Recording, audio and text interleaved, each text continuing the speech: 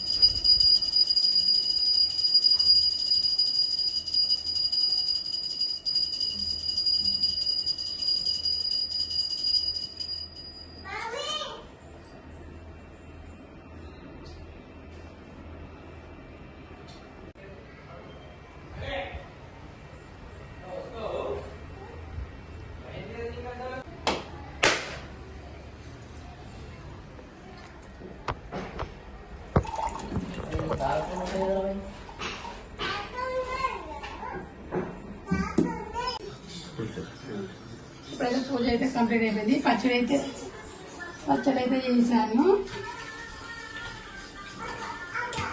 భక్షాలు చేశాను, దేవుడికి అయితే నైవేద్యం పెట్టాను.